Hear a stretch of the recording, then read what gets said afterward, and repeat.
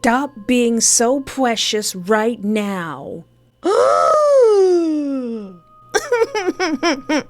What do you mean, am I ready? No! It's too late now!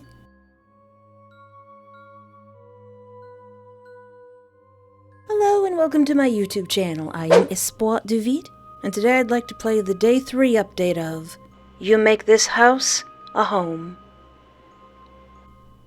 Wednesday, 10:13 a.m.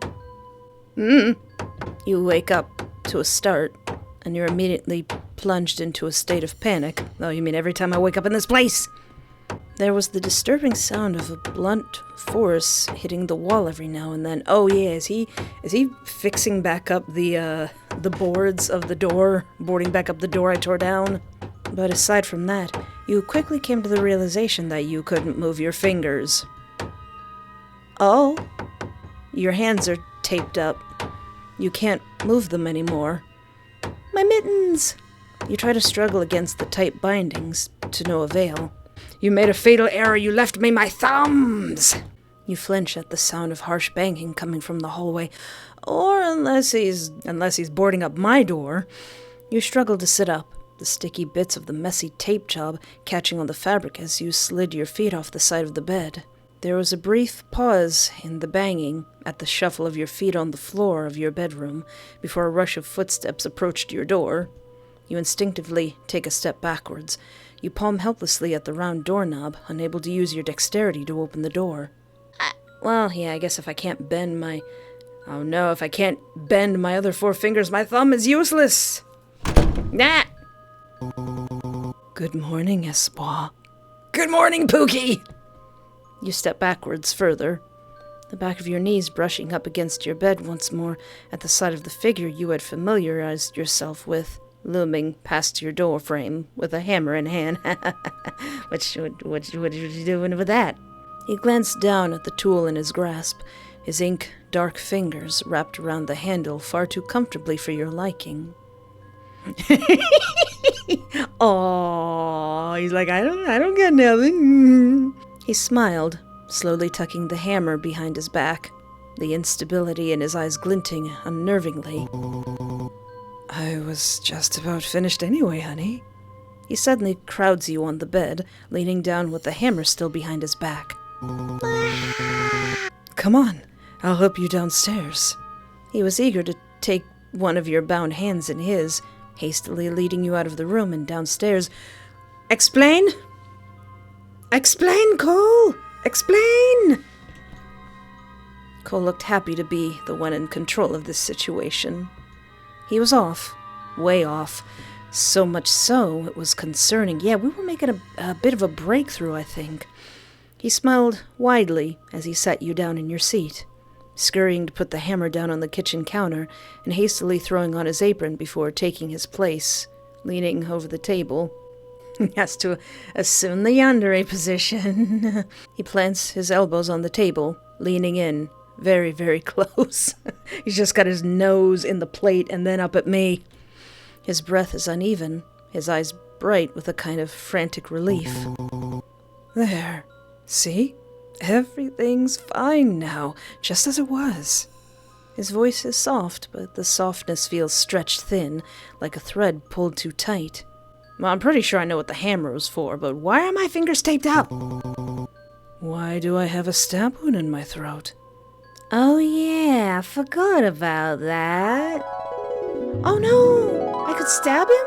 Oh no! I gotta do it to see what happens though. Don't worry, it's just a dingle hopper. It's just a dingle hopper. I'm gonna brush your hair. I'm gonna brush your hair with this fork. Hey, are you... Ugh. I'm sorry, Pookie. It's okay, honey. Accidents happen. He asked, back with the same brittle calm. All right, point taken. Clearly he's fine, if not a bit bitter. Something inside you hopes he's not upset at you. You're not sure if Cole angry was something you wanted to experience just yet. Yeah, he's probably been holding back. I get it, you know. He started again suddenly. You're scared. I'm scary. Pretty scary, Pookie. It's really only natural you react this way. He sighed, rubbing at the near-invisible stitches in his neck. You swallow hard, unsure whether to apologize or stay silent. I will apologize, because it's been a while, Pookie, and you didn't deserve that. Not yet, at least. Cole, You don't have to explain. I know why you did it. He says it so casually it makes your stomach twist. You were scared. You thought I was going to hurt you, or... He trails off, jaw tightening. Something. It doesn't matter. You reacted. I reacted.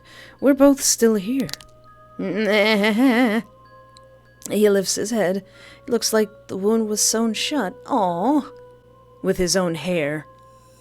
Oh, he's got little hearts in his hair. Stop being so cute, Coco. And look, I'm fine. You didn't even hit anything important. He says it like he's trying to comfort you, but it only makes your pulse spike. Are you upset with me? He stills momentarily. For an instant, he doesn't blink, doesn't breathe, just stares. Upset? He repeats the word like it's foreign. No, sweetheart. I'm not upset. He suddenly gets serious, lowering his voice. If I was upset, you'd know. A chill crawls up your spine. Oh man, I don't want to see what he looks like when he's upset.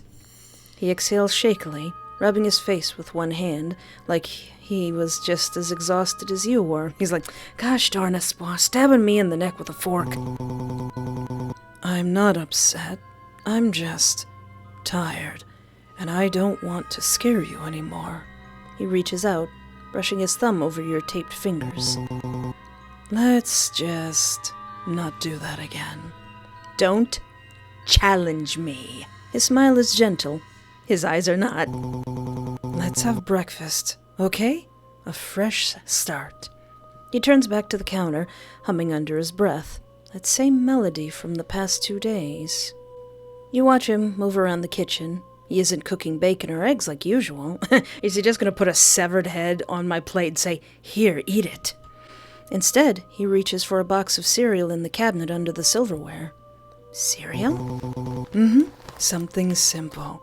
Something easy on your stomach. He pours the cereal into a bowl, adds milk and stirs it with a spoon all casual-like. Then he brings the bowl to the table. He sets it down in front of you with a bright, expectant smile. Cole, I can't eat this. My hands. He cuts you off with a soft laugh. I know. That's why I made something I can feed to you.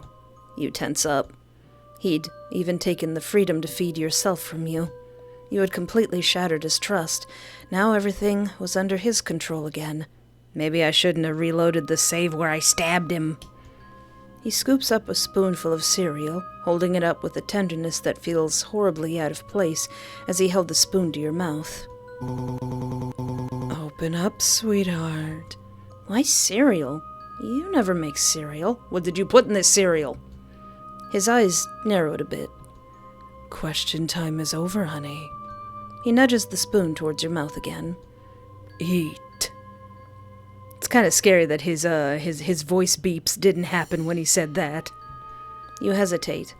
Then open your mouth. All right, give me them Cheerios. He beams. Good. Good job. He feeds you slowly, spoonful by spoonful, watching your face with an intensity that makes your skin prickle. His eyes follow every swallow, tracing the curve of your throat as he continued to smile approvingly. See? This is nice. Just us. No running around, no secrets. No opening up doors that are boarded so I don't get in them. Cole. Shh, eat first. Talk after. He scoops another spoonful, bringing it to your lips. Cole, is this lactose-free milk? You know I'm lactose intolerant slightly. You can't tell if he's trying to comfort you or keep you quiet. He scoops another spoonful, but his hand trembles, just barely. You almost miss it. Maybe I should just keep eating and be good. You open your mouth, accepting the next bite. I know this is scary. You're being very brave. He sets the... Oh, I'm so brave, eating cereal. He sets the bowl aside once the cereal he had poured was gone, brushing your hair with gentle fingers. You know, I love you, right? I will always take care of you. Cole cleared the table with a giddy feeling about him. He set the bowl and spoon into the sink. Clearly he was delighted, even as he spoke. Also, please don't try to undo the tape. I've already got the tape in my mouth like, what? What do you say? Cole chirped, his voice suddenly airy. His eyes flicked down to your taped fingers, the adhesive stark and ugly against your skin. If I find out you've been picking at that tape, or trying to wriggle your way out of my care, we'll have to find something a bit more permanent than tape to keep those hands still. What are you, my mom? You never let me do anything in this house. He beamed, the warning delivered with the same cadence one might use to tell a child not to touch a hot stove. It was the contrast that made the hair on your arm stand up, the genuine, radiating affection in his expression, paired with the implied threat of further restraint. He stepped back, humming that same haunting melody again, his apron now folded neatly and tucked away. Cole's grip on your arm was firm, a constant reminder that your orbit now centered entirely around him. Let's get settled in the living room, honey, Cole murmured, his voice regaining that sing-song quality that always felt like it was masking a jagged edge. Ooh, what does he look like when he's mad? He steered you into the living room with a lightness in his step, his hand a constant guiding weight on your elbow. Where's that couch? Where's that couch with the mouth? He settled you onto the plush fabric of the sofa, the cushions sighing beneath your weight.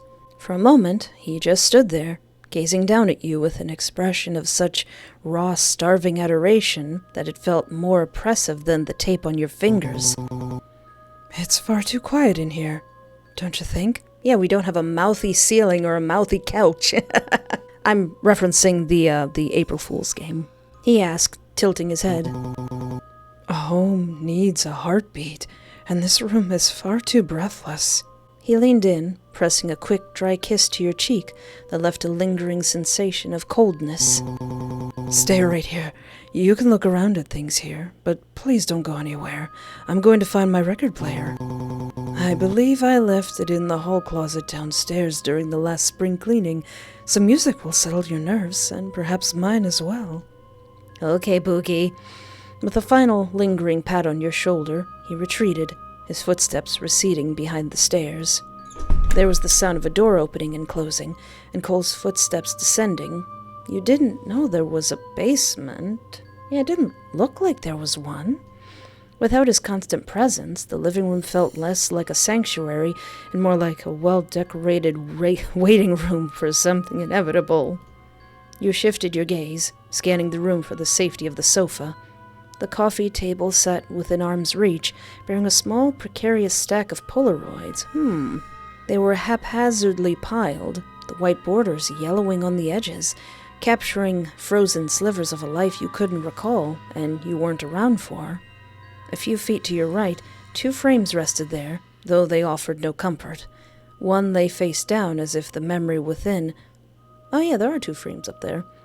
As if the memory within had been deemed too painful to behold. Beside it sat a neat family photo. It seemed normal, save for the faces of the parents that had been meticulously torn away. Jagged white paper remained where their features should have been. What are you most curious about? Those, that painting, the photo that was on the ground.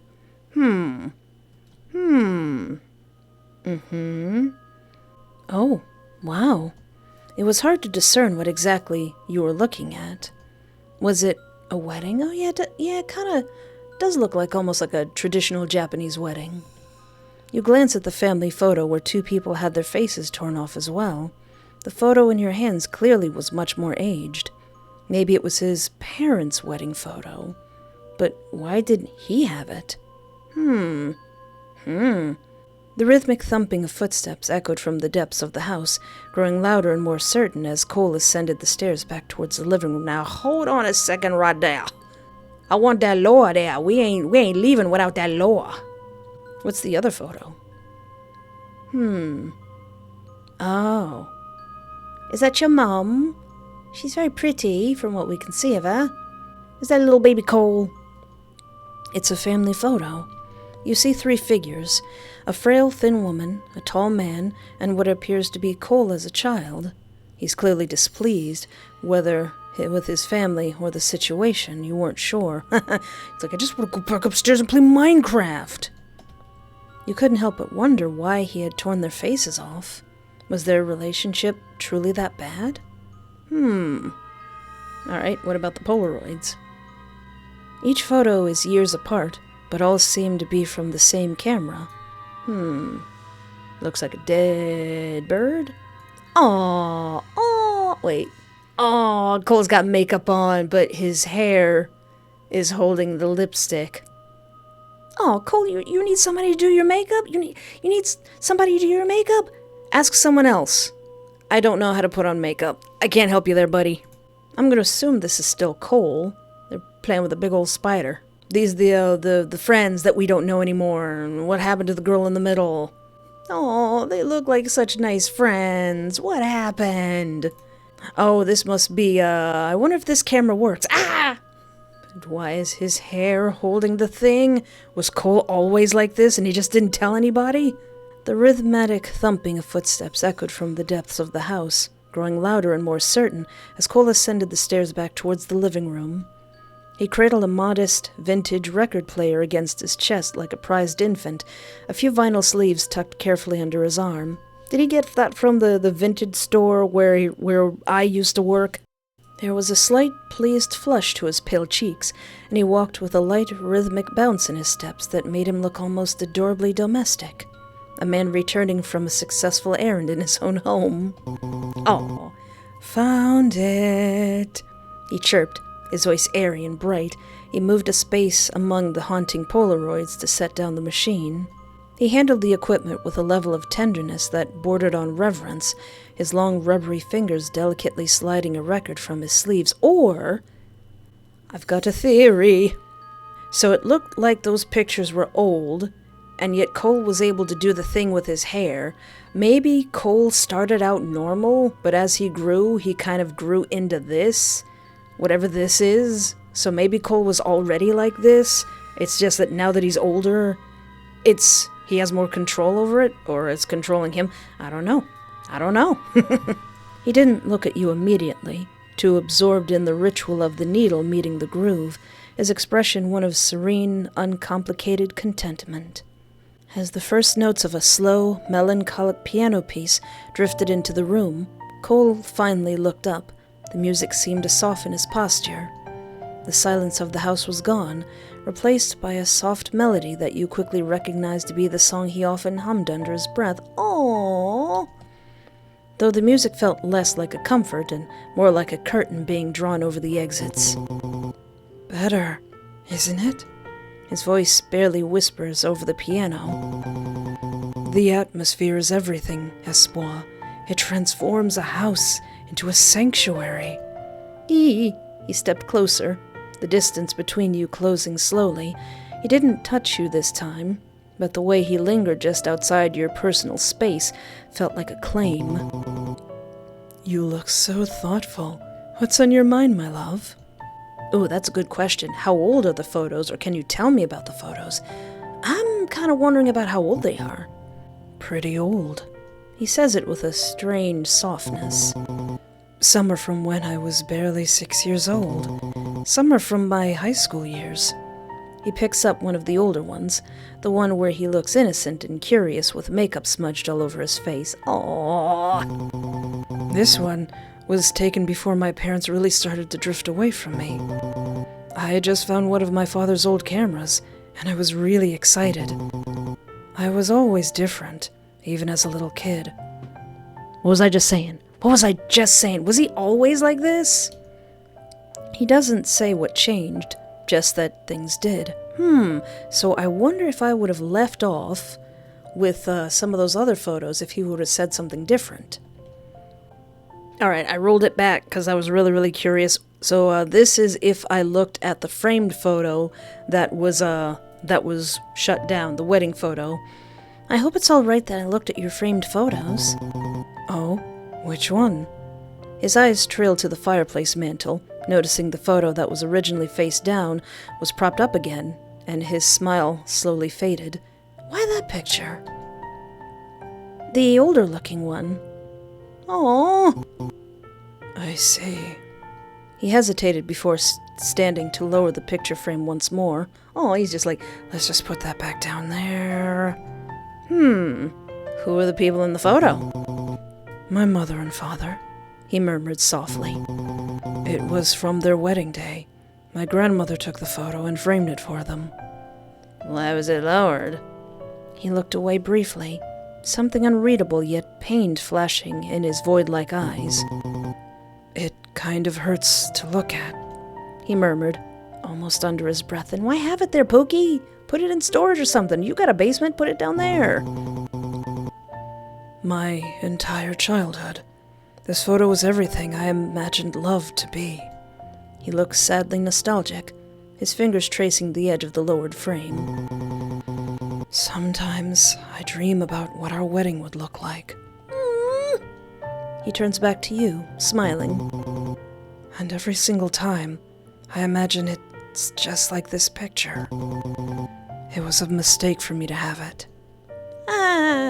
Keep going, Pookums. He smiled sheepishly over his shoulder. It's nothing special, really. I'm sure I'd bore you. I still want to know. To be very honest, I took it from their house when He trailed off briefly. When I left. Why steal it if it belonged to your parents? Cole sighed, pausing for a moment, as if gathering thoughts. We, never had a very strong relationship with each other. That's including my parents' marriage. When I was younger, I would beg my mother to tell me the story of her and my father's wedding day all the time. I loved love. It was a beautiful thing. He turned, slowly returning to you space. But it was also delicate, easily shattered. That's why my mother's happiness didn't last for too long. Cole suddenly had a faraway look in his eyes. I guess that's kind of the reason why I hold on to the love I have so desperately. His attention was suddenly redirected to you. I'm doing this the only way I know how, after all. My life was filled with people leaving me. Cole's gaze was heavy once again. But you won't leave, will you? Well, now I can't. The soft music of the record was like an audible representation of Cole's emotions. Of course not, Pookum Schnookums. Cole's eyes... Wait, let me save that, so when I go back and say no. Of course not. Cole's eyes shimmered softly with something hopelessly soft. Of course. He shakily grasped your sleeve, slowly undoing the tape and bringing your hand to his face. Oh, gosh darn. Stop being so precious right now. He gently nuzzled into your palm. You're captivated? Unsettled? Pretty gosh darn captivated. Man, stop being cute. Mildly suggestive scene incoming? Uh-oh. Thank you for the warning. Cole practically melted to the touch, inhaling the scent of your skin deeply. Reverently. Worshipfully. Of course, he whispered, breathlessly again. My perfect, wonderful espoir. You know, aside from that one time that I stabbed you. He pressed a soft, tentative kiss to the tip of your ring finger. His eyes met yours, as if searching for a sign of any resistance, even as he gently took the tip of your finger between his lips. When no rejection came, you better not bite me! The inside of his mouth was warm. He was incredibly warm everywhere. His hands, his skin, even his mouth. You could feel his teeth gently press into the base of your finger, right where a ring would sit. Honey! His hand slowly trailed down the back of yours, his other keeping your wrist steady. His eyes were foggy now, as if there was a wall of restraint crumbling before you. "Honey!" Cole had fully withdrawn now. Your finger, now warm from his tongue, was cooling against the air due to the saliva. Gross! Ew, ew, ew, ew, ew. His front teeth scraped along the top of your ring finger before coming to rest on the base of your nail bed. You tried to pull away now, but his grip was firmer than you expected. "Cole, no bite. You better not bite me." You murmured softly, your other still taped hand on his shoulder now, trying to ease him off, but it was no use. His eyes looked wild. It was a terrifying switch of demeanor. His teeth began pressing down on your nail. "Oh no, come on, honey. No, no, no, no, no, no, no, no, Cole!" You tried again, trying to tug yourself away. "Cole! Cole, please, that's enough!"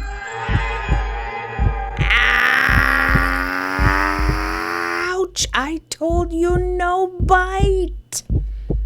Cole completely tore your nail off your nail bed.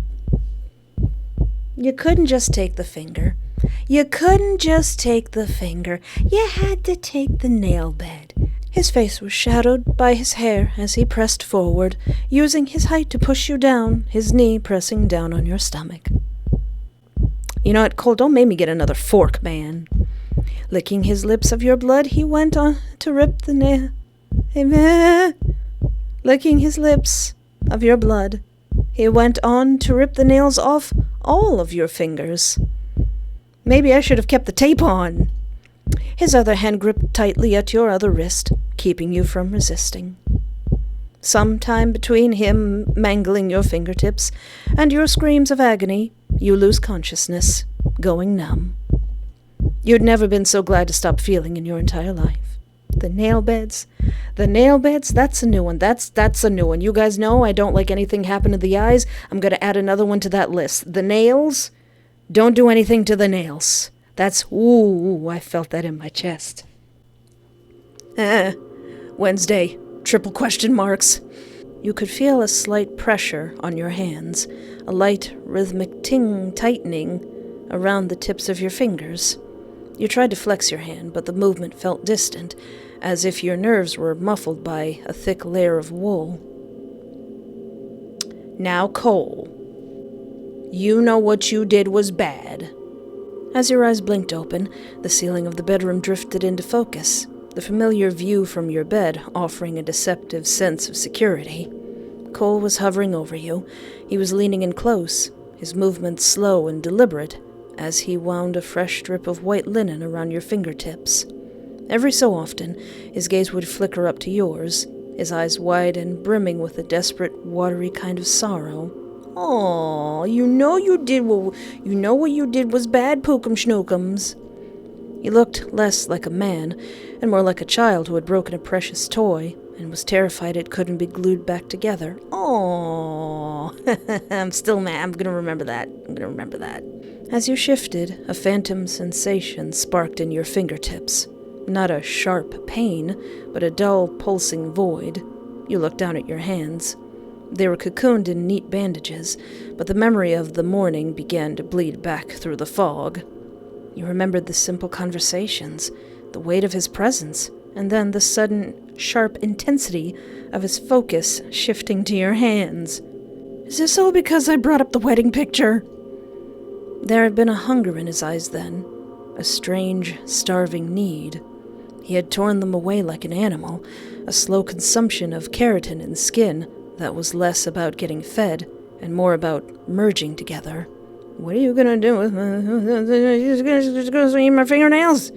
Swallowing the pieces of you, as if incorporating your very essence into his own body. "You're awake.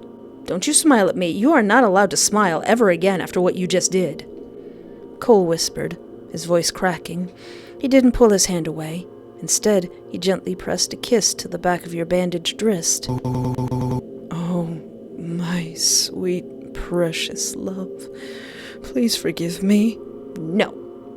Cole's voice was a jagged shard of glass, barely holding together. He didn't look at you with the wildness from before. Instead, he looked as though he were the one pinned down, trembling under the weight of your silence. He shifted closer, his eyes searching yours for a flicker of the warmth that had been there before the hunger took him. You tried to pull your hand away, but the movement was sluggish, the numbness acting like a heavy cast. The memory of the sudden, sharp snap of your nails being peeled away, and the way it looked at you as he swallowed the pieces, surged back. I'm gonna have to put a warning on this for nail mutilation. A wave of nausea rolled through your stomach, and you instinctively recoiled, pressing your back against the headboard. Don't touch me, Cole! Your voice sounded foreign and dry. I'm very angry. You started, at first, trying to create distance, but you continued on. I'm tired. So darn tired. Of everything. The memories, the confusion, the lying. Is this heck? Who in the world was I before in life to deserve all this? The words seemed to hit him like a physical blow. Cole's shoulders hunched forward, his expression twisting into a mask of absolute devastation. Oh, he's like, oh no, time to erase our memory again. He didn't come any closer, but he froze, his hands hovering in the air between you, palms open and trembling. I know it's hard for you. It's hard for me too. I know it's unfair. He looked desperate, his pupils pinpricks, staring at you with the longing for understanding, connection. Oh, is there a single tear in his eye and it's blood? There was a redness clustering at the bottom of his eye. Was that blood? Was he crying blood? I didn't mean to hurt you. I don't know why it happened to me. I couldn't control it. I promise I couldn't. Please forgive me. He keeps tugging at your sleeve, as if willing your forgiveness into truth. My heart, my love, my life, please forgive me. I am sorry. It won't happen again, I promise. Just stop looking at me like that. Oh, you scoundrel, you. Oh, all right. You look at him with... curse my marshmallow soft heart? Pity. What to do with yourself? What kind of twisted part of you wanted to see and understand him so badly? Was it how pathetic he is? Yes. How worthless he made himself look just for your sake? Just what was it that either of you gained from any of this? Why does Cole insist on keeping you here so firmly? All right. After a few moments of silence, Cole finally retreated without a word, gently shutting the bedroom door behind him with an empty look in his eyes. For several minutes, you didn't move. You stayed pressed against the headboard, staring at the door, listening to the muffled sounds of the house settling around you. The pulsing heat in your fingertips intensified, the numbness receding to reveal a sharp, stinging reality. Did you put some triple antibiotic on it? You looked down at the white linen bandages, now feeling less like medical care and more like a set of shackles.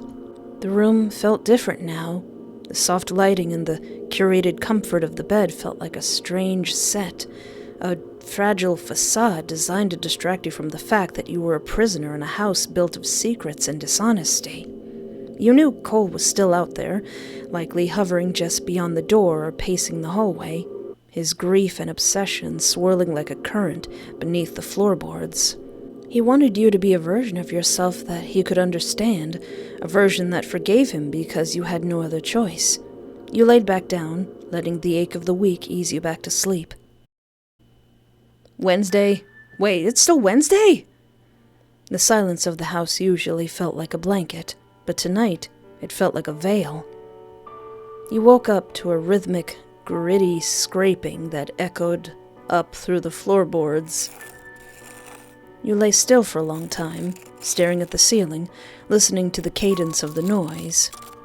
Scrape, swirl, crush, scrape, swirl, crush. What are you doing? It wasn't until you heard a soft knocking at the front door did you finally snap to alertness. A cold curiosity, sharper than your fear, nudged you out of bed. You crept out of your bedroom door, your feet finding the cold spots on the hardwood to avoid the creaks.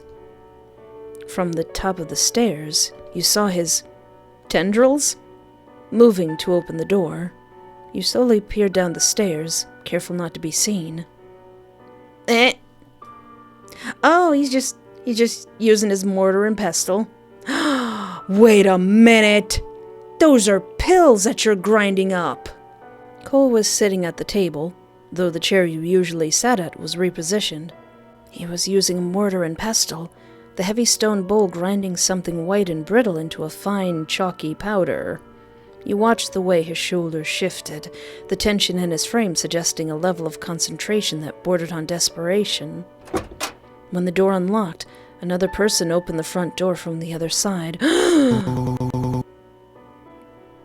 Where were you? You're late. Your eyes widened at the sight of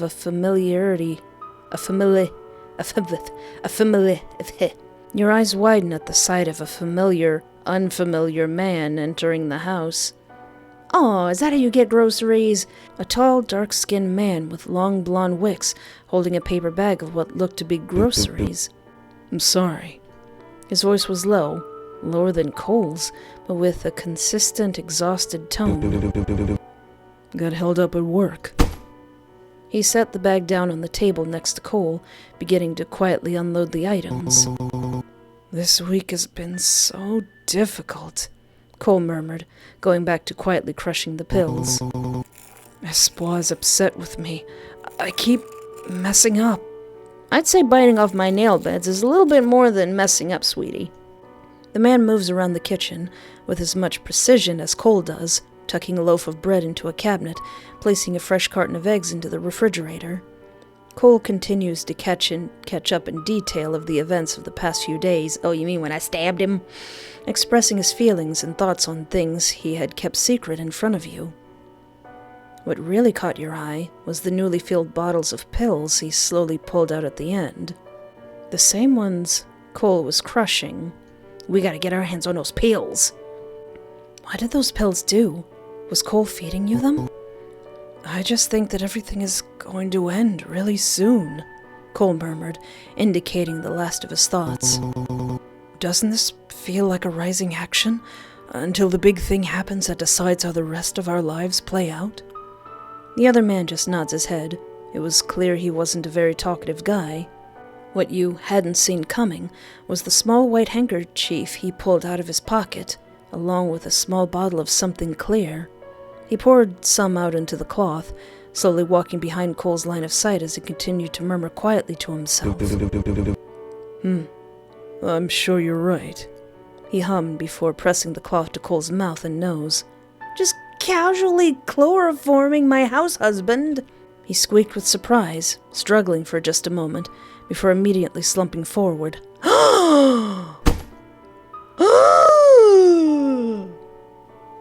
His floating strands of hair slowly began to droop and fall, though some stayed connected to the ceiling. "Phew." The other man sighed quietly, tossing the cloth into the sink and looking down at his passed-out friend. That's some sick fashion. Unless you're living on hard times and that's just what your clothes look like." What really shocked you was when he began speaking again. "I didn't mean for you to see that. I was planning on waking you up myself, but I guess this is fine too." He turned around to look directly at where you were sitting on the stairs. "Come on, let's talk." "Ooh, lore!" Ring the lore alarms, everyone! Ring the lore alarms! The lore! Your heart hammered against your ribs. For a long moment, you didn't move, your grip tightening on the banister as you stared at the man who had just completely knocked out the guy keeping you in his house. The shock of seeing Cole, usually so poised, slumped over the table like a broken doll was jarring. I didn't even think something like that would even work on him. But it was the man's gaze that anchored you. His eyes weren't harsh like Cole's, but tired, weighted with a weariness that felt relatable. Slowly you descended the stairs, As you entered the kitchen, the sharp chemical scent of the chloroform still lingered in the air. You stopped a few feet away from him, your eyes darting from the unconscious form of Cole to the man who had just played the role of the infiltrator. Zeke, that's what his name was. I totally forgot. I'm Zeke, he said, his voice a calm rumble that didn't match his actions. He didn't move towards you, and he didn't look like he really wanted to. Cole's old friend. He gestured vaguely towards the passed-out figure of Cole. Sorry about the dramatics. He doesn't like hearing things he doesn't want to, and he's real stubborn. You looked at the knocked-over mortar and pestle, the white powder still clinging to the stone, and then back to the pill bottles. The realization that your daily recovery was probably a curated chemical haze hit you like an epiphany. You turned back to Zeke, who was already nodding slowly, like he knew that you had put the pieces together. I'm not actually sick, am I? He slowly shook his head, no. He's feeding me pills to have me forget things, isn't he? He slowly nods again, his lips pressed into a tight line. He glanced at Cole, his expression softening into something like pity as he rubbed the back of his neck. He thinks he's saving you, in his own twisted way. But the truth is, he's just terrified of you running away from him when you remember everything he's done. What happened to the girl in our group? Which you absolutely should. He's as irredeemable gets. But that's why I'm here, Espoir. You blinked. Huh? I'm getting you out of here. But we can't do it now. There's still some things I have to do. You whip around at Cole, still very much unconscious at his kitchen table, and back to Zeke with a dumbfounded look. Why not now? It's a long story. Well, tell it! Zeke sighed, walking towards the table once more. But I suppose we do have all night. He stared at Cole's body with an unsure expression. He slowly dug his hand into Cole's pockets, pulling out a key. He hesitated for a moment, before leaning down to hoist up his friend under his arm like an animal. Aw. Well, I guess Cole would be very light. He looked stupid. They both did. Yeah, like, is that your fashion, or do I need to take you to the Gap? He stared blankly at you with no words. You didn't know what exactly it was he was waiting for. You squint your eyes a little, making a face. He shifts Cole around, grunting softly as he slings him over his shoulder like a sack of potatoes instead. That's not better. In fact, that's funnier. Wow. He stares at you again, as if silently asking if this was better. You make an incredulous expression, shrugging your shoulders. He shrugged his own, turning towards the stairs with Cole slung heavily on his arm. Zeke navigated the stairs with a rhythmic, heavy thud after flicking on the lights, Cole's limp body bouncing slightly against his shoulder with every step. It was a surreal image, the domestic terror of the house, reduced to a piece of luggage being hauled upstairs. You followed close behind, your curiosity overriding the lingering fear. Your footsteps light and hurried as you tried to keep pace with the taller man. As Zeke fumbled with the key and the padlock with one hand, you tried to slip past Zeke to see inside the room, but a surprisingly firm arm suddenly barred your path. It wasn't a shove, just a firm, steady boundary that halted your momentum. Wait here, please. Zeke's voice was barely a vibration. You watched from the hallway, listening to the muffled sounds of Cole being dropped onto a mattress. A moment later, the door clicked shut, and Zeke reappeared, leaning his back against the wall and crossing his arms over his chest. All right, spill the beans. I need all them beans. The dim hallway light cast deep shadows across his face, making him look like someone who had spent far too many nights dealing with things that shouldn't exist. All right, Zeke said, his gaze scanning your face. You've got 1,000 questions. I can see them spinning in your head. Start with the big one. Where's Phoebe? Cole mentioned Phoebe. You asked, your voice trembling. The photo. Cole said we were all friends once. Where is she? If you're here to get me out, is she already gone? Zeke's gaze dropped to the floor. The exhaustion in his eyes looks like grief. Oh! He didn't answer immediately. The silence stretching until the distant hum of the refrigerator downstairs sounded like a scream. Phoebe was the first to realize that Cole's devotion was actually a hunger. She's dead. Oh! Was all he said. What do the pills do? Phoebe first, pills second. Zeke let out a long, slow breath. They're a sort of eraser. They target the short-term memories and the emotional triggers that keep you grounded in who you are. Why would he do that? Why would he want me to forget everything? Zeke's expression remained the same. Because Cole is a rotting monster. Yikes. Yikes forever. Oh, I wasn't being mean. He's literally a monster, and he's literally rotting. He paused, then did something unexpected. He wiggled his hair. Eh? They moved independent of each other, writhing like snakes for only an instant before it stopped. You got magic hair too? Did Phoebe have magic hair? Can I have magic hair? Well, this is a wig. Creatures like him, creatures like me, we can't be exposed to humans for too long in that state without things starting to degrade. You start to go insane. You start to lose your grip on reality, your identity and your will, as you were doing. The only way he thought he could prevent the crazy was to make you forget. If you didn't remember the things that were triggering the breakdown, he thought you could stay here with him. He looked at you. His eyes weighted with a profound sadness. He did want to help you, Espoir. He just went crazy along the way. Aww. Why are you in my house? Zeke let out a dry, huffing sound that might have been a laugh if it weren't so devoid of humor. Technically, this isn't your house. Yeah, I was about to say, this is Cole's house. He corrected softly.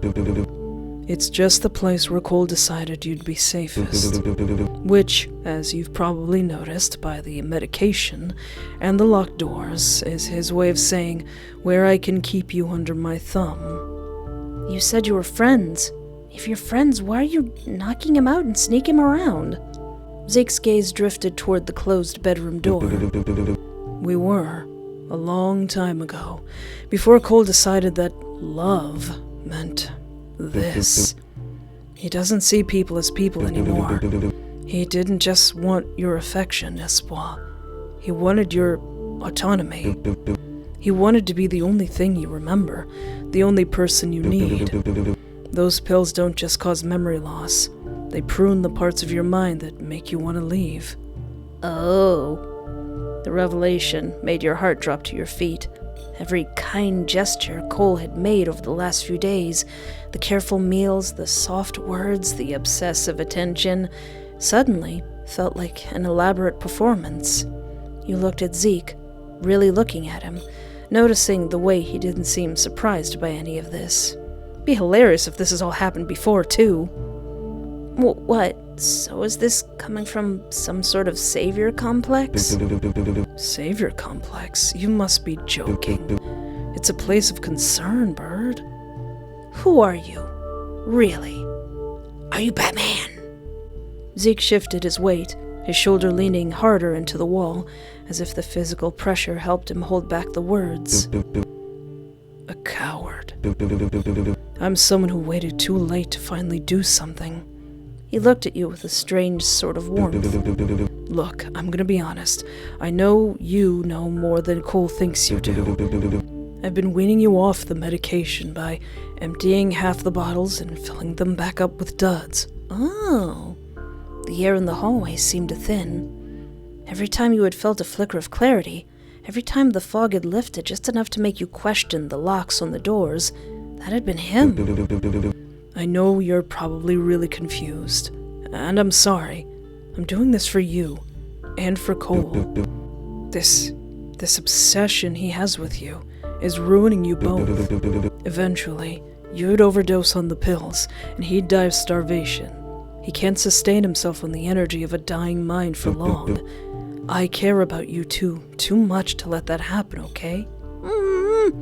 You nodded after a moment, slowly digesting the words. Any day now, Cole won't be able to keep up that form for much longer. It's been slipping out of his control more and more every day. And if he doesn't eat... Zeke trailed off, his voice dropping to a whisper. Bottom line is, I don't want that to happen. I don't know how you feel about any of this, but I'm being selfish here. I can't help myself. You just need to trust me. Zeke gently pat your head. It was a sort of awkward gesture, but it felt nice. It wasn't a touch that demanded anything from you. You should head to sleep. I'll be gone when you wake up, but I won't be far. He glanced at the storage room. It would be better if you had your phone, though. I guess I'll have to deal with that, too. He murmured softly to himself. Guess I'm busy tonight. He watched as you returned to your room before heading downstairs to discard of the pills. The hallway light was turned off and the house was quiet once again. End of demo, for now. Thank you, Julian. Thank you for this meal. Maybe try again for a new round. You might find something new. Something new? Hey there, pre-recorded SY here, and may I have 30 seconds of your time? Want me to draw your OCs? Check out my Ko-fi page for art commissions as low as $20. Link in the description. Every week I post a Saturday update blog on both of my Patreons and now also my YouTube channel members. With behind-the-scenes stuff, upcoming games I want to play, life stuff, old lady stuff, and pictures of Daisy. Link in the description. Want to see the full uncensored versions of gameplays I can't show on this channel? Join my adult Patreon for the low price of $1 and being over the age of 18. And then in the Do you yearn to wear merch of a super obscure free visual novel? Check out my TeePublic and Teespring t-shirt store. Description the in link. Want to support my channel but you have no money? Hit the like button or subscribe. It's free. That's right, free. We're just giving it away. Check out my itch.io page. Play Picture Perfect Boyfriend. It's free. Link in the description. Alright, so going back to, I'm just gonna look at all the different photos, and oh no, I got my nails bitten off! So I just looked at the pile of Polaroids, and last time I said, how old are these photos? So I think I was right that whatever Cole is, he was born that way, but because he's kind of malnourishing himself, that's why he looks all stretched out and creepy. Can you tell me about those photos? I can try. He looks at the scattered Polaroids again, eyes tracing each one like they're pieces of a puzzle only he understands. They're snapshots of different times of my life. He taps one with his knuckle. Some of these were taken before I met you. Way before. He smiles faintly as he glances at a photo of him, Zeke, and Phoebe. All of these are very special to me. I suppose I wanted to look at them again. Aww. Alright, so we do know how old they are now. Thank you for spending time with me. Aww. You spent a few more moments together, quietly existing with each other as Cole switched out the record a few more times. He exchanged memories for a time.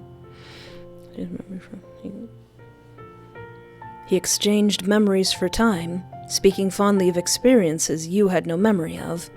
Eventually, he got up to prepare lunch. Like any other day. You'd followed after your boyfriend. My boyfriend. Hovering around the kitchen. You didn't want to bother him, but there really wasn't much else to do. Cole? Yes, my love? Cole chirped, reaching for his apron, but pausing halfway to respond. Would you mind making me something other than a sandwich? I want a pizza! He leaned over the table towards where you stood. Oh no, am I properly brainwashed right now? You don't like it? I don't know. I could use something different every now and then. Plus, I shouldn't be eating so much bread. You shrugged. Cole's face was hard to read for a moment before he smiled widely. Aww. I'd love to. Cole's voice was steady over the rhythmic tapping of a knife hitting the cutting board. A lot of people have told me the silence of the house was eerie, since it was usually so empty, but I find it clarifying. The scent of toasted sourdough and melted cheese began to drift through the air. It was a domestic smell, something that belonged in a cozy cottage, not in a place where the doors were padlocked and the windows were boarded up. You watched him through the doorway, his movements fluid and precise, the pink apron he wore contrasting sharply with the intensity of his focused gaze. Lunch is almost ready, he added, his tone shifting into that warm, honeyed cadence that always made you forget, for a split second, that you were a prisoner of his affection. He plated the grilled cheese with precision. Cutting the sandwich into 2 perfect triangles, he set a bowl of tomato soup beside it. As you sat down at the small wooden table, the silence he'd praised felt heavier than usual. He slid the plate towards you, the golden brown crust of the sandwich glistening under the kitchen light. Ooh! A grilled cheese made with sourdough bread? Actually, that sounds pretty good. Pretty plating, eh? You poked at the sandwich, the cheese stretching in a satisfying gooey string. I was just thinking that you're very precise, even with the food. Everything is always so symmetrical. Cole let out a soft, humming laugh, leaning his chin on his hand as he watched you take your first bite. Precision is a form of love, don't you think? To care for the smallest detail is to care for the whole. Plus, I used to be a chef. The conversation drifted, circling around the mundane. Cole was in a particularly good mood, his topics light and his voice airy. What kind of cheese is this? Hugh asked between bites. It was decadent, salty, but not too salty. It's cheddar and Gruyere. Gruyere?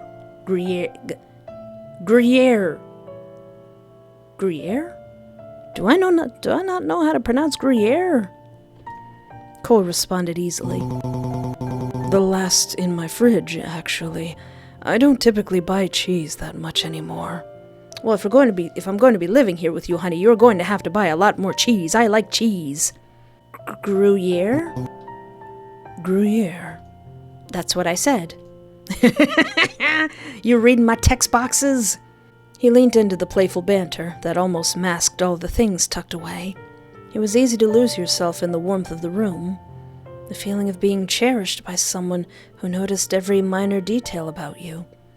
However, as the meal wound down, the air shifted. Cole didn't move to clear the plates.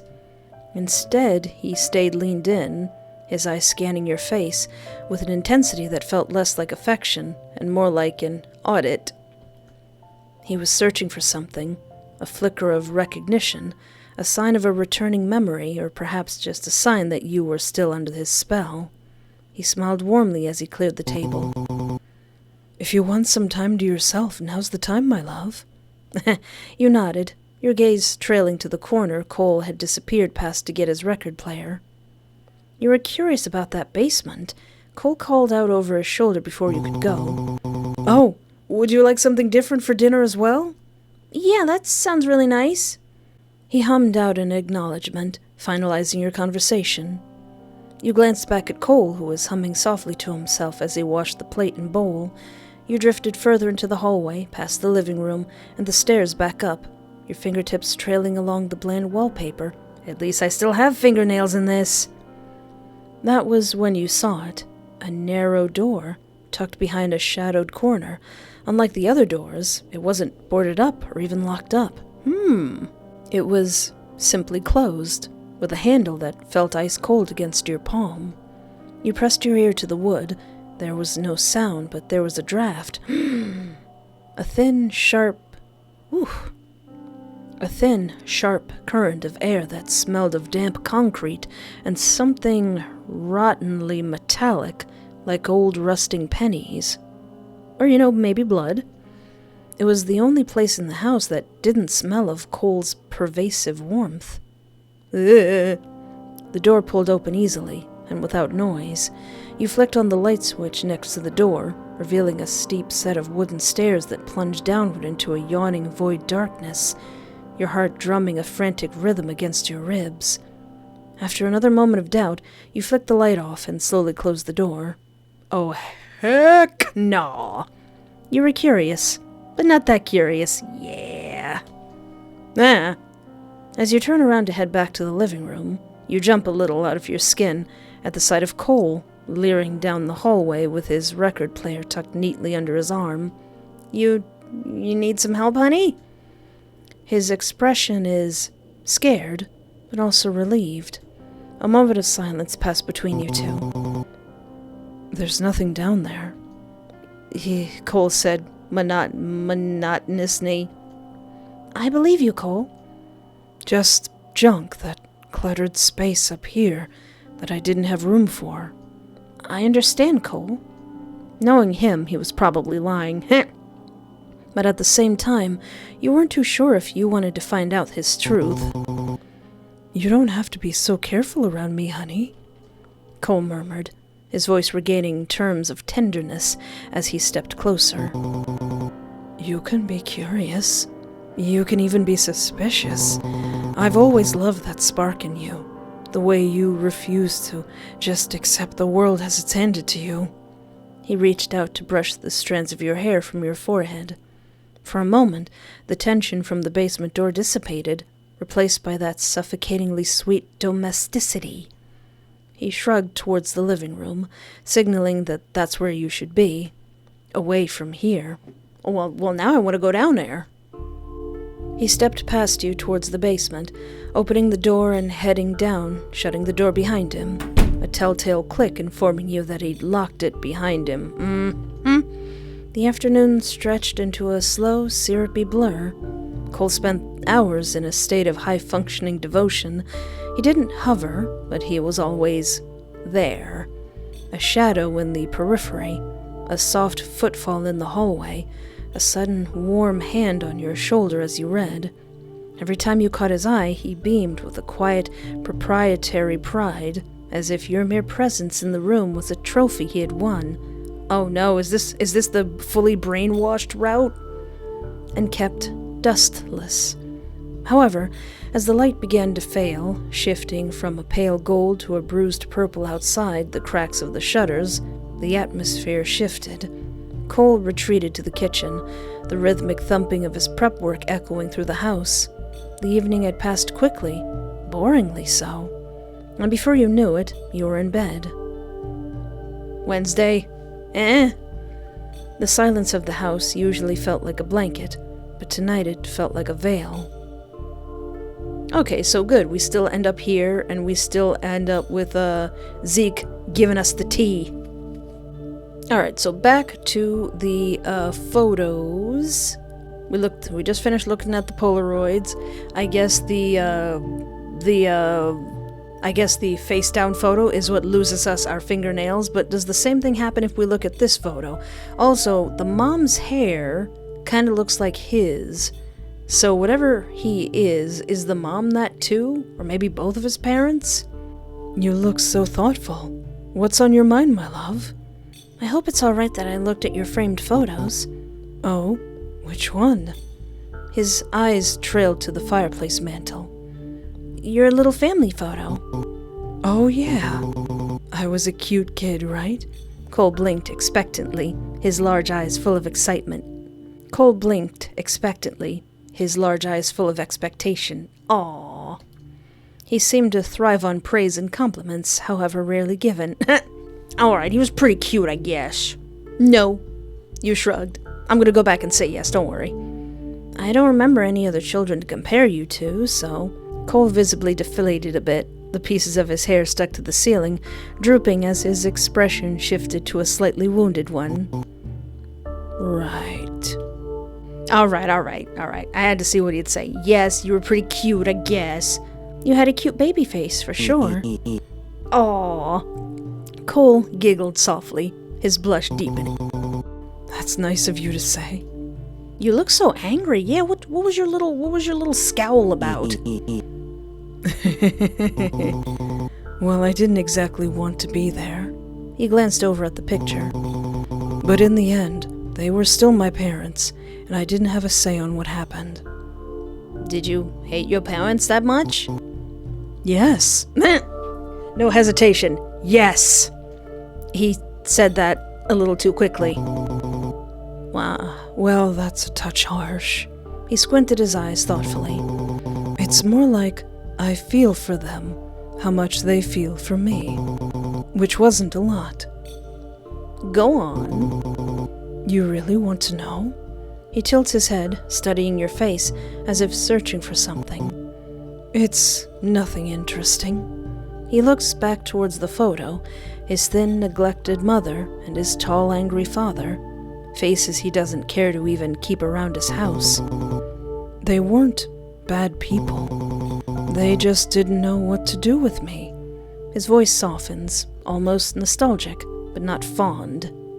I wasn't an easy kid.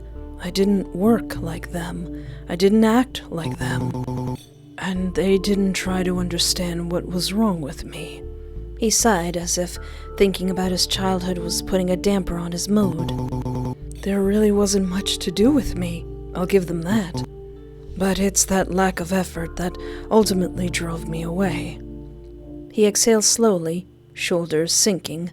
The record continued to play its soft melody, filling the empty gaps of their spaces with something warm. I think they were afraid of me, and I think I was afraid of them. He turns back to you, expression unreadable.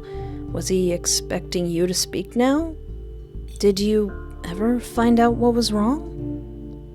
A beat. Mostly. Cole looked back at the photo one last time before turning fully towards you. I don't want to talk about them anymore. All right, Pookums. I'd rather talk about us. He studies your face for a long, quiet moment. You look tired. I am tired. He says it gently, just loud enough to be in your space, but not too much to be anything else but caring. He shifts closer on the couch, knees brushing yours. I hate seeing you like this. I'm overwhelmed. I am. I think I've been overwhelmed for a long time. Cole's expression softens instantly, like the admission hits him somewhere deep. I know, sweetheart. He moves closer without hesitation, arms sliding around you. Cole holds you carefully, tight enough to feel safe, controlled enough to feel steady. Your taped fingers press lightly against his chest, but he doesn't say anything. Oh yeah, my hands are still taped. He rests his chin on your shoulder. He smells good. I'm here. If you want me around or not. His breath warms the side of your neck. I'll always be here. If he meant in your heart or in your presence, you didn't know. He squeezes you once, gentle and grounding. Just stay with me for a minute. It was moments like this that made it easy for you to stop resisting for a moment, to slip back into a dazed sort of existence. Here, there was nothing outside of just you and him in this moment. You could almost forget there's something bigger coming for you. What do you mean by that? Almost. What do you mean something bigger? Cole lets out a slow breath, grounding himself. Thank you for spending time with me. Aww. What if I say, I'm fine, I'm fine. I'm fine, even though I'm not fine. He gives you a look that says he doesn't believe a word of it. You always say that. But he refrains, his fingers twitching at their sides. And you'll always believe me. I will. No, I think I missed something back in, like, the first day. But instead of going upstairs and snooping, I could stay here and ask him questions and not stab him with a fork. Why do you love me? What's that about? He looked a bit surprised at the question, not exactly expecting you to say that. He hummed softly, eyes drifting to the sink as he pondered how to verbalize the sheer weight of what he felt for you. Would it be shallow to say, because you're human? I was initially drawn to you with general attraction. Regular human stuff. He paused, fingers stilling in the soapy water. But then you made the attempt to really get to know me. His voice softened, almost reverent. You made me feel real.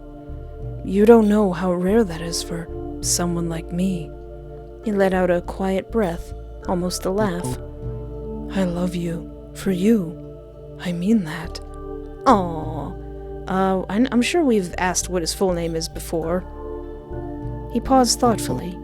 My full name? It's been a long time since I've said it out loud. Cole is low-key more comforting to hear. But if you really want to know, Sarkolin. My full name is Kwang Sarkolin. Aw, do you miss going outside? He paused mid-scrub, shoulders tensing just slightly. Outside is complicated. People would stare. They'd judge and ask questions. But with you, I don't mind it as much. So yes, I miss it, but not as much as I'd miss you. Aw, did I not do that last time? So another thing that either was updated or that I completely missed in the first video was when we sneak into the room that Cole does not want us in, we can find our phone and we can go into the messages app, the social media, or call the police. Calling the police doesn't do anything. So this happens if we go to messages. You click on the messages app, the notifications piling onto 99+. Every message you see is from unsaved contacts, as if someone had deleted them all prior to this. Oh. Many were of worry, reaching out to check in after months of missing in action. Few were angry, the words sticking out to you most being abandon and running away. But there was one contact at the very top who still had a name. Zeke. We know about him now. The only other name besides yours and Cole's that's in your life. It couldn't hurt to try to reach out. You type something small. Hello? Or help me. Help! A very unsubtle cry for help. There was a brief moment of just total stillness. Then the message was read, and he began to type back. I'm trying. Aww. You blink, a little confused. How? I don't know how you got a hold of this number, or if you remember me, but believe me, I'm trying. Oh, what? Oh, so he already knows it's me. After a few more minutes, it was clear he wasn't going to respond. Hold on. What if I go, hi? A simple greeting, just to scope out what the guy was like. There was a brief moment of just total stillness. Then the message was read, and he began to type back. Hi. Huh. That was strangely anticlimactic. You hesitate before typing something in response. My name is Espoir. Do I know you? You didn't know what else to say. Of all the questions, this seemed the most important to ask. He typed for a while, then the bubble disappeared. Then reappeared. You are my friend. Aw, friend. And I know bad things are happening to you, so I'm doing what I can to help you through this. You stare at those words for a long time, but after a few minutes, it was clear he wasn't going to respond. Oh yeah, I didn't ask, why were you using a hammer? Pookums. What were you doing? Fixing things. Are you smashing my phone or something? With a hammer? He laughs, a short, wheezy sound that doesn't match his expression. Well, yes, that's typically what hammers do, sweetheart. After all, you sure did a number on the storage room. Crap, you hadn't covered up your tracks, but a part of you hoped Cole wouldn't get too suspicious. By the looks of his demeanor, he's less than impressed. I can only imagine what things you found in there. You're frozen.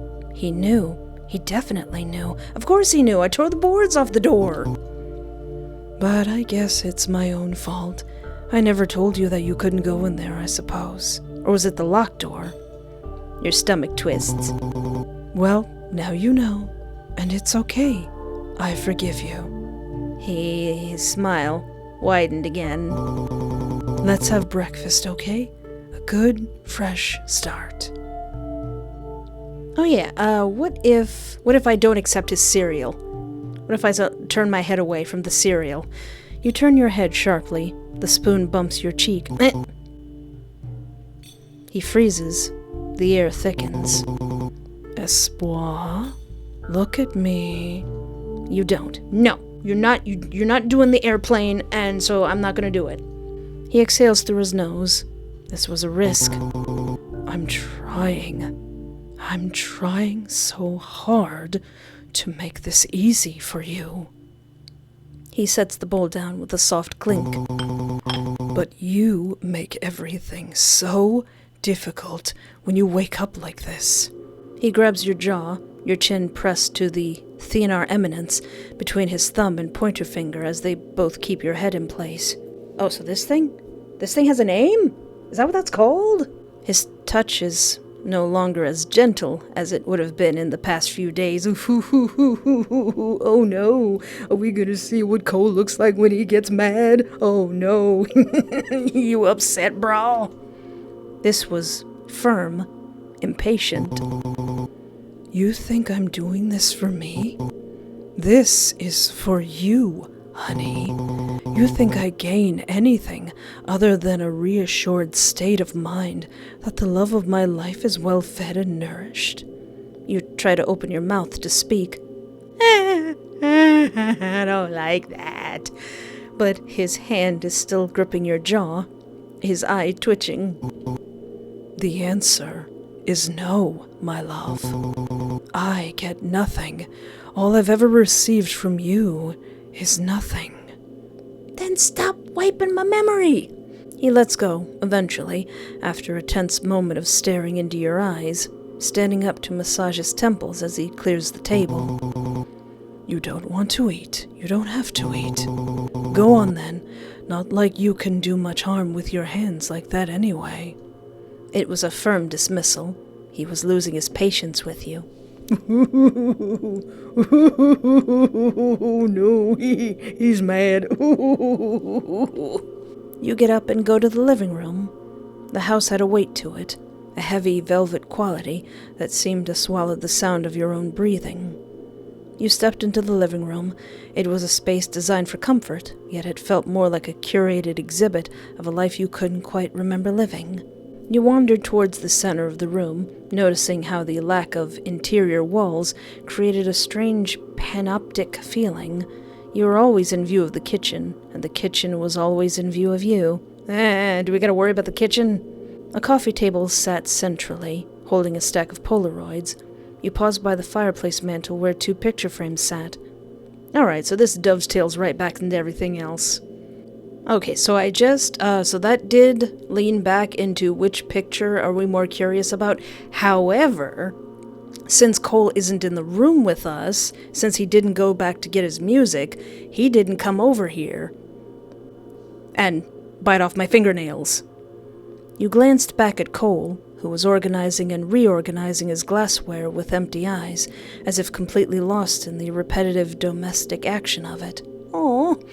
You drifted further into the hallway, past the living room, and the stairs back up, your fingertips trailing along the bland wallpaper.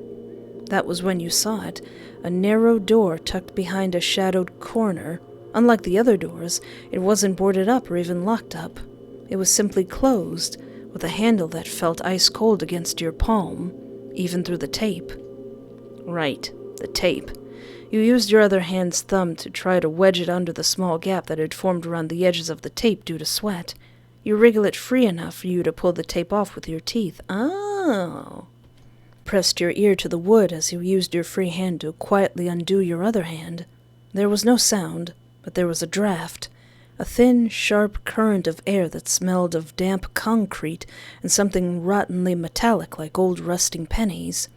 It was the only place in the house that didn't smell of Cole's pervasive warmth. The door pulled open easily, and without noise. Oh, are we gonna go down now? You flicked on the light switch next to the door, revealing a steep set of wooden stairs that plunged downward into a yawning void darkness. Your heart drumming a frantic rhythm against your ribs, you stepped onto the first stair, the wood creaking under your weight with a sound that felt like a warning. You froze, glancing back over your shoulder where you could see Cole's form still stacking plates neatly on top of each other. As you descended carefully, the light from overhead shrank, leaving you enveloped in a gloom that felt almost liquid. The basement didn't just feel colder. It felt like the house above was merely a skin stretched over something much more sinister. Oh. As you reached the bottom step, the light switch you'd flipped upstairs proved to be the only light source. Its rhythmic hum casting long, jittering shadows that seemed to dance independently of your movements. The air was thick and stagnant. The smell of death and rot clinging to your skin like a wet sheet.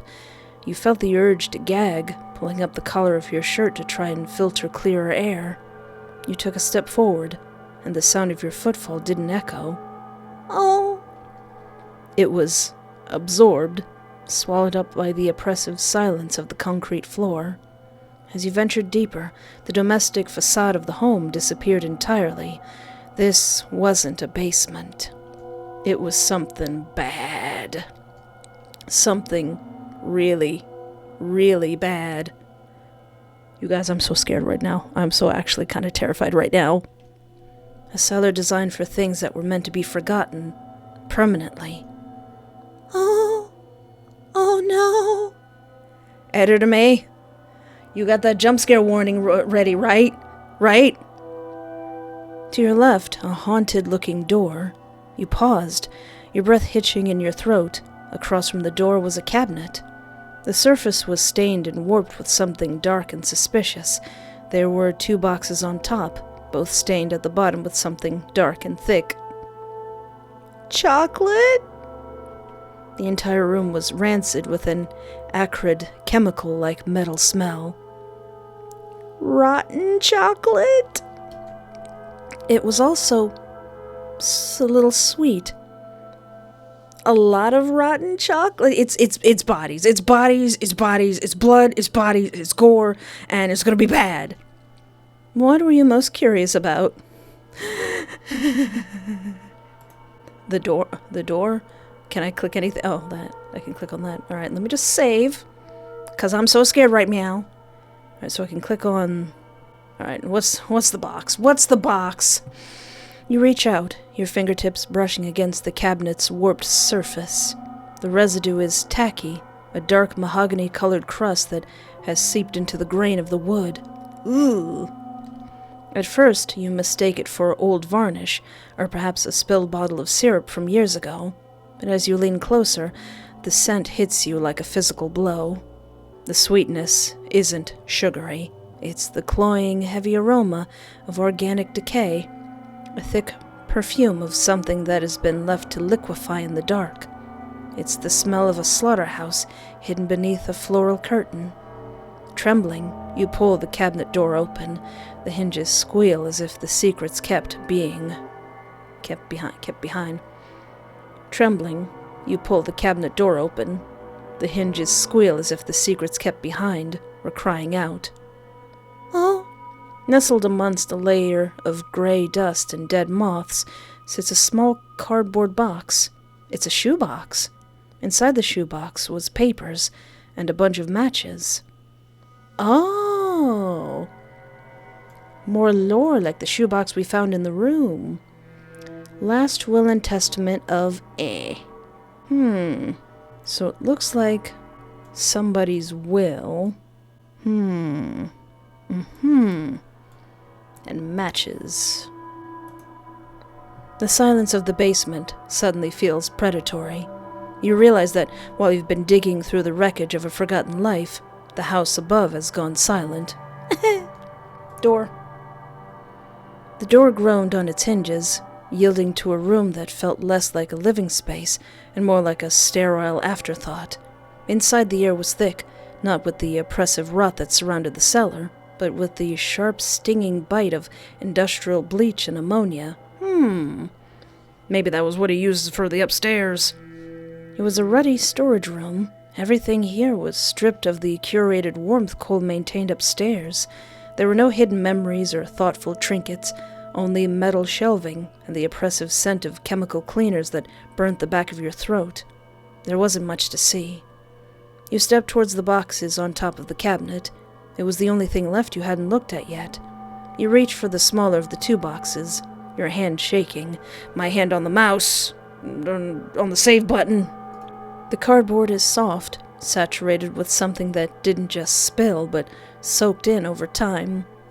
As you lift it, the bottom of the box feels stiff and tacky, clinging briefly to the shelf before pulling away with a sticky, visceral sound. It's heavy, too heavy for the size of the box. You hesitate. your stomach churning, but curiosity or some type of morbid compulsion wins. You give the box a tentative shake. From inside comes a low, wet, sloshing thud. It sounds like a piece of raw steak hitting a butcher's block, or a large hunk of meat shifting in a pool of its own fluids. The smell that wafts from the gap in the tape is unbearable now. A concentrated stench of rot that makes your eyes water. Oh, whatever's in this box is not good. You think of Cole upstairs, his gentle smile, and the way he meticulously stacks the plates. You think of the way he looks at you, with a love that felt almost like a weight. Then you look back at the box, and the contrast is deafening. The man who loves you so deeply is the same one who kept this, whatever this is, in the basement. You stare at the other, slightly bigger box, wondering if some things are better left in the dark.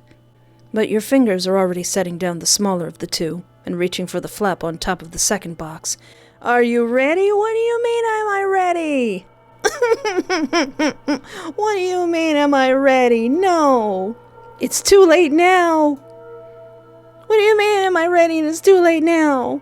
The cardboard gives way with a dry crinkle as you uncover the opening.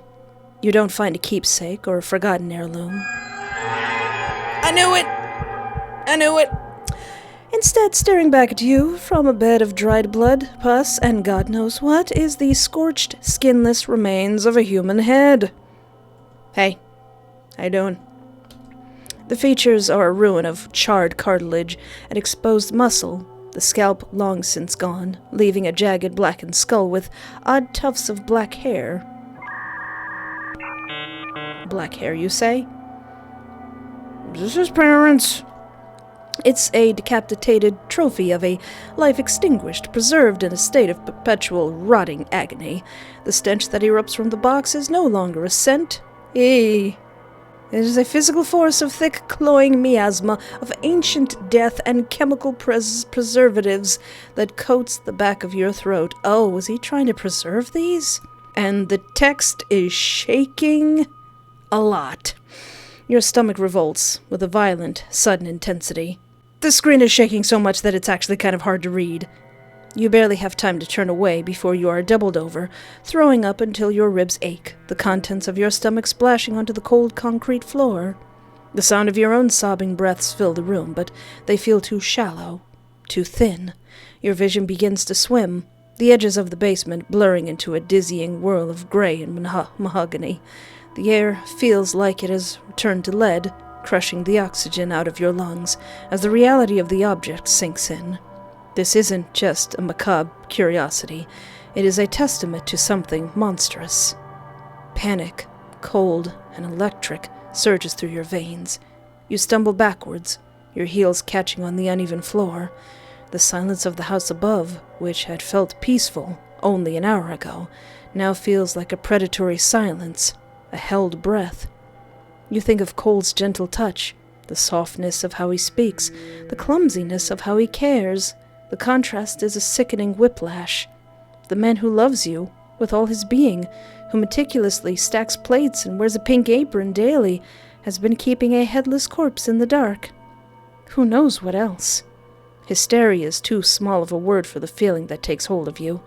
You want to scream, but the sound dies in your throat, replaced by a frantic animal need to get away from the box, the smell, and the memory of the thing. You begin to scramble back towards the stairs, your breath coming in jagged, erratic gasps until familiar arms found their way around your waist, one pulling you tight to his chest, the other clamped heavily over your eyes. Oh, I'm kind of relieved to see him. What a mess you made in front of my mother, honey. I knew that was his mom. Why you got ahead of your mom in the basement, brother? Why do you got your mom's head in the basement? Why is it there? Why are you trying to preserve it? First impressions are everything, you know. The shock of his touch was like an electric jolt, and your instincts screamed for distance.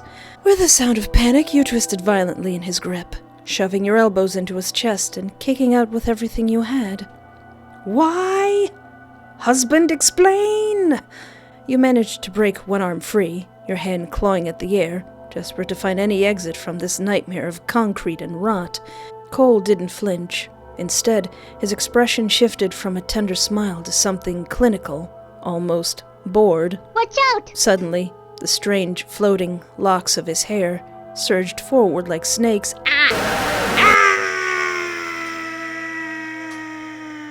I'm okay. It wasn't that bad. Before you could scream, they latched around your wrists and ankles, pinning you flat against the cold, damp floor.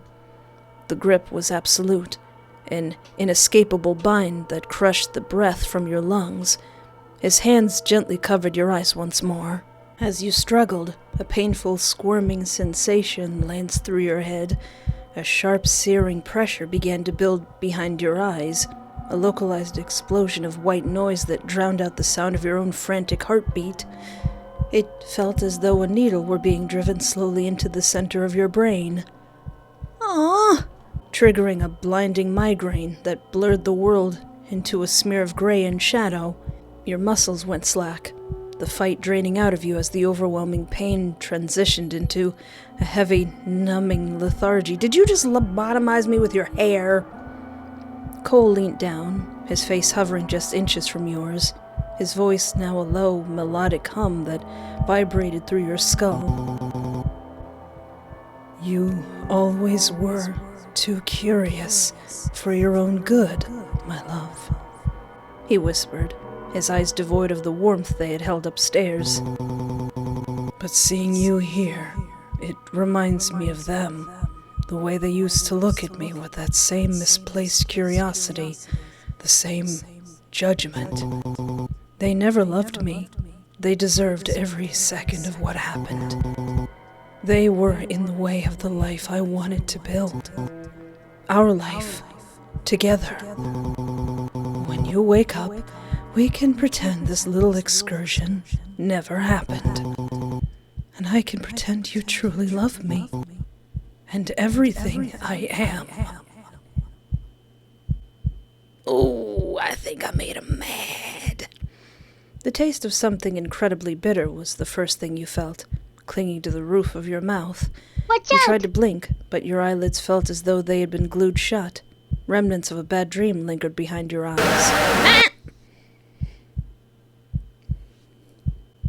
Stop that.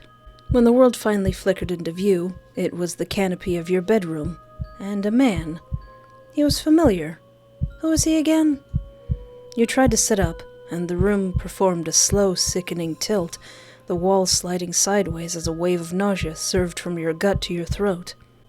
It wasn't a natural sickness. It was a chemical heaviness, a sluggish, synthetic fog that turned your blood into lead and your thoughts into blurred watercolors.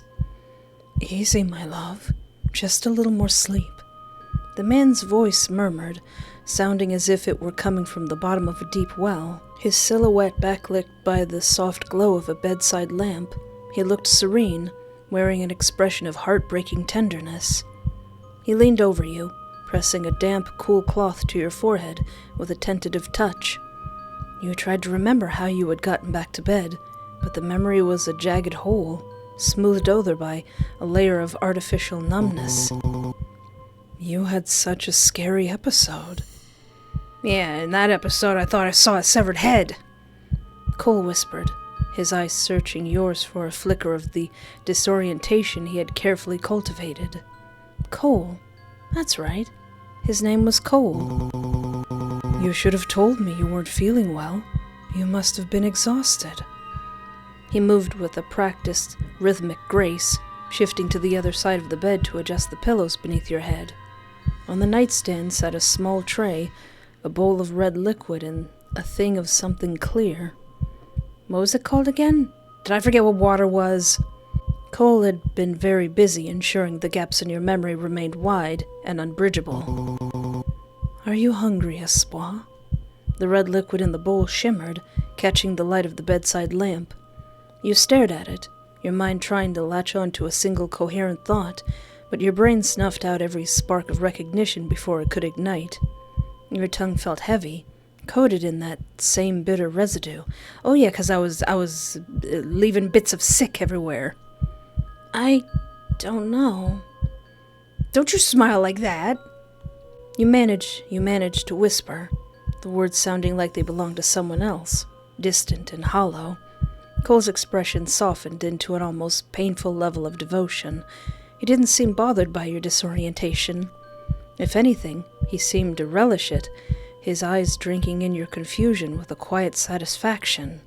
He reached for the bowl, the ceramic clinking softly against the wooden nightstand, and shifted closer. "Just a few sips, honey. It'll help settle your stomach," he murmured, his voice a melodic hum that seemed to vibrate in the marrow of your bones. He dipped a small silver spoon into the crimson liquid and brought it to your lips. The movement was so gentle that you instinctively opened your mouth to accept the spoon. "Ah, tomato. That's what it was." Cole beamed. "Very good." He cooed softly. He continued to feed you dinner that way. He stayed with you until you fell back asleep.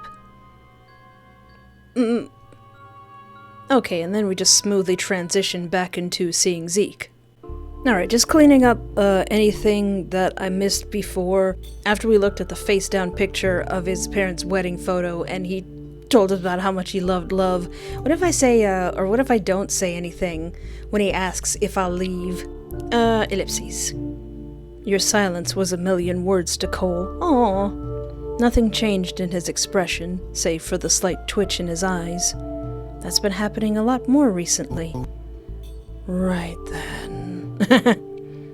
And, after he bit my fingernails off, I felt pity for him. But what if I feel disgust?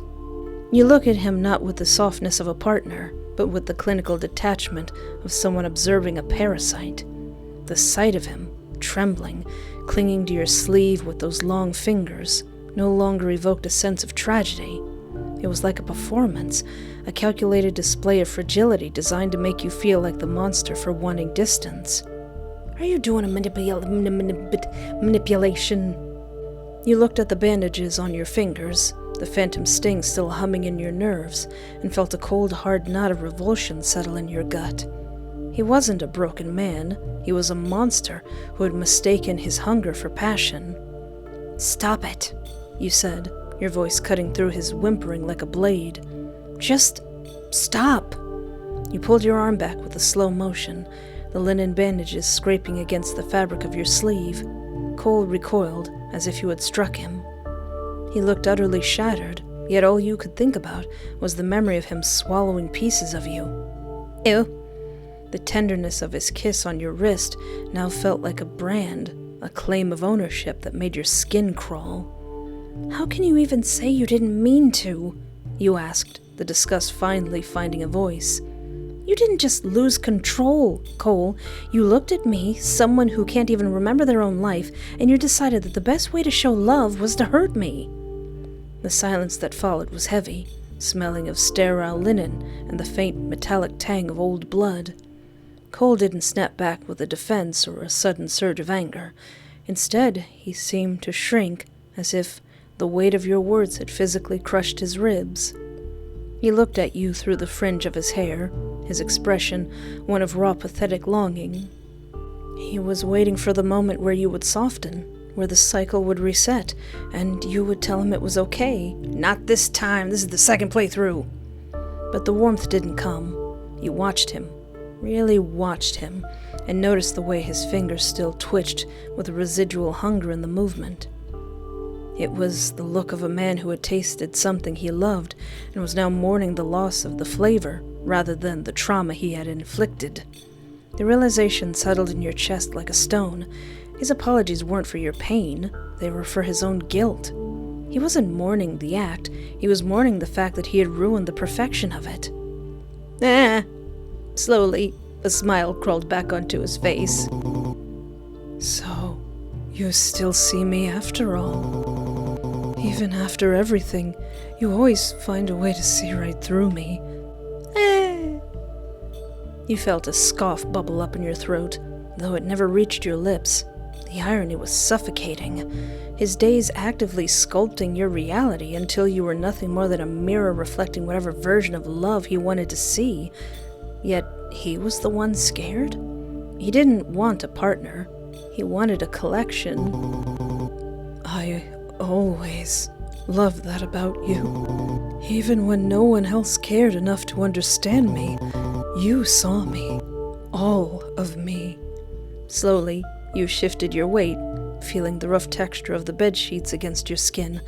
You looked past him, and then back to the bandaged wreckage of your fingertips. The numbness was starting to fade, replaced by a rhythmic, pulsing heat that reminded you that you were still made of flesh and bone. Things that could be broken, consumed, and discarded. You need to get out of this house. Okay, and that still does lead to, having questions with Zeke. Alright, so it all just leads here really nicely. Well, I don't know if there's anything more I can do, and if I missed something, please do tell me, but that was a huge amount of lore.